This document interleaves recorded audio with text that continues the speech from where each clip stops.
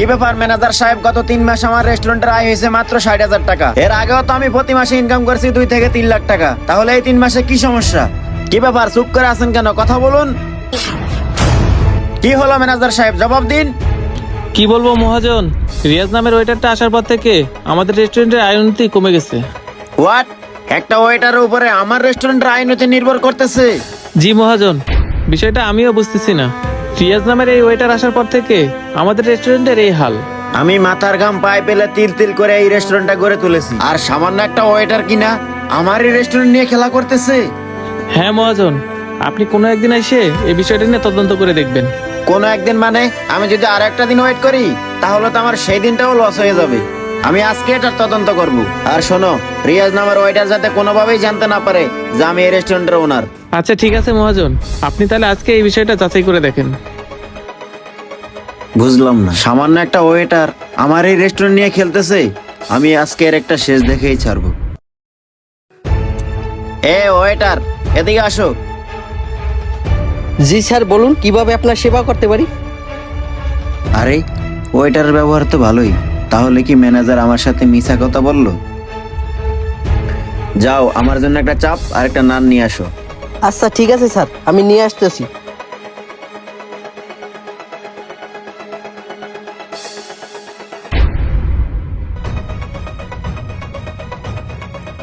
Sir, আপনার নান রুটি আর হচ্ছে চাপ। স্যার, যদি আপনার আর কিছু লাগে আমাকে বলুন। বুঝতেছি না, এই ওয়েটারকে ধরার তো কোনো ওয়ে পাচ্ছি না, কি করে ওকে ধরবো। আচ্ছা ঠিক আছে, তুমি যাও, আর যদি কিছু লাগে তোমাকে ডাক দিব।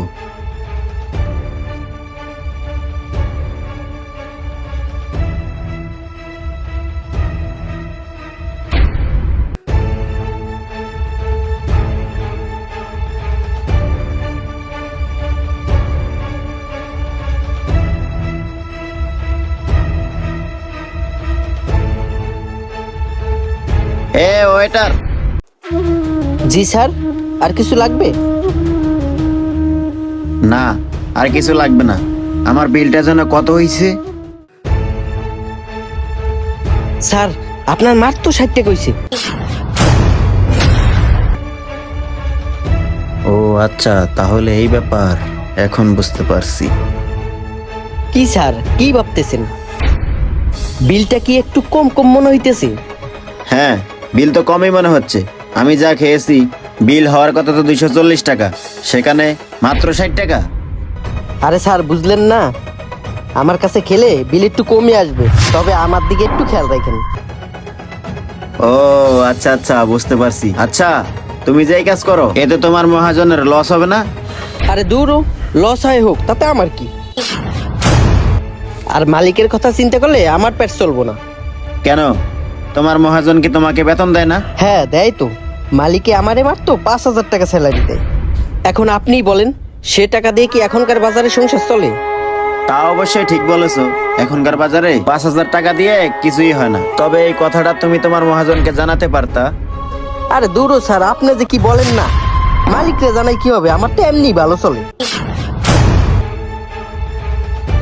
ও আচ্ছা আচ্ছা, বুঝতে পারছি। তবে তুমি একটা ইন্টেলিজেন্ট ছেলে, এটা তোমাকে মানতেই হবে। আচ্ছা, তোমার বিল দিতেছি। এই নাও তোমার 60 টাকা বিল, আর এই 100 টাকা তোমার টিপস। ধন্যবাদ স্যার, মাঝে মাঝে আমার এখানে আসবেন, ভালো সার্ভিস দিব। আচ্ছা ঠিক আছে, তবে তুমি একটু আমার দিকে স্পেশালি নজর রাখো।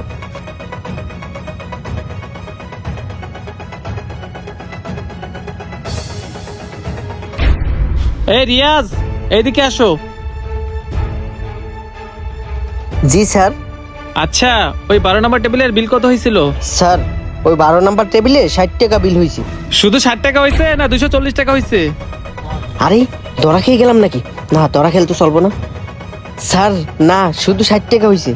শুধু 60 টাকা, তাই না? তুমি জানো 12 নম্বর টেবিলে যে বসছিল উনি কে? হ্যাঁ স্যার, আমি আগে যে রেস্টুরেন্টে কাজ করতাম, উনি প্রতিদিন যাইতো আর খাওয়া শেষে ভালো একটা টিপস দিত। ও, উনি তোমার আগের পরিচিত, আর খাওয়া শেষে তোমাকে ভালো টিপস দিত। তুমি জানো উনি কে? উনি এই রেস্টুরেন্টের ওনার।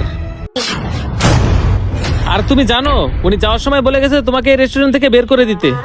যাও, তুমি তোমার বেডিং পত্র সব গুছাই নিয়ে আসো, আমি তোমার হিসাব পাতি সব ক্লোজ করতেছি। স্যার, আমার ভুল হয়ে গেছে, আমাকে এবার মতো মাফ করে দেন। আমি কখনোই এই ধরনের কাজ আর করবো না। স্যার, এখন যদি আমাকে এই রেস্টুরেন্ট থেকে বের করে দেন, তাহলে তো আমি আমার বউ বাচ্চা নিয়ে পথে বসে যাব।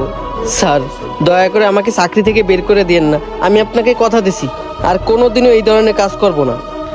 আরে বেটা, তোর ভুলটা যদি আমার চোখে ধরা পড়তো, আমি তোকে একবার দুইবার না 3বার হলেও মাফ করে দিতাম। কিন্তু তোর ভুলটা ধরা পড়ছে স্বয়ং মহাজনের কাছে, যেখানে মহাজন নিজেই বলে গেছে তোকে রেস্টুরেন্ট থেকে বের করে দিতে, সেখানে আমার পক্ষে তোকে রাখা সম্ভব না। তবে একটা কথা সবসময় মনে রাখবি, যদি সৎ পথে চলতে পারিস, শুধু এই রেস্টুরেন্ট না, এর থেকে বড় বড় রেস্টুরেন্টেও কাজ করে খেতে পারবি। আর তুই কি জানিস, এমন একটা রেস্টুরেন্ট দিতে একটা মালিকের কতই না পরিশ্রম করতে হয়। আর একটা কথা মনে রাখিস, একটা মালিক যখন মাথার ঘাম পায়ে ফেলে এমন একটা রেস্টুরেন্ট দেয়, যখন তোর মতো কিছু কর্মচারীর কারণে ওই রেস্টুরেন্টটা বন্ধ হয়ে যায়, তখন মালিকের কতই না কষ্ট হয়, সেটাকে তুই একবার ভেবে দেখেছিস? সো আমিও চাইবো না তোর মতো একটা কর্মচারী রেখে এই রেস্টুরেন্টের ক্ষতি করতে। তুমি এখন যেতে পারো। এই ধরনের কিছু কর্মচারী আছে যারা নিজের স্বার্থের জন্য ব্যবসা প্রতিষ্ঠানের সর্বনাশ করে থাকে। তাদের উদ্দেশ্যে একটা কথা বলতে চাই, নিজের স্বার্থের জন্য কখনোই ব্যবসা প্রতিষ্ঠানের সর্বনাশ করবেন না। আর ব্যবসা প্রতিষ্ঠানের মালিক মহাজনদের একটা কথা বলতে চাই, আপনারা কর্মচারীদের ন্যায্য মজুরিটা তাদেরকে দিয়ে দিবেন। আর তা না হলে এই ধরনের পরিস্থিতিতে আপনারাও পড়তে পারেন। ভিডিওটি ভালো লাগলে অবশ্যই শেয়ার করে দিবেন। যে কোনো নতুন ভিডিওর জন্য আমাদের পেজটি ফলো দিয়ে আমাদের সাথে থাকবেন। ধন্যবাদ সবাইকে। আসসালামু আলাইকুম।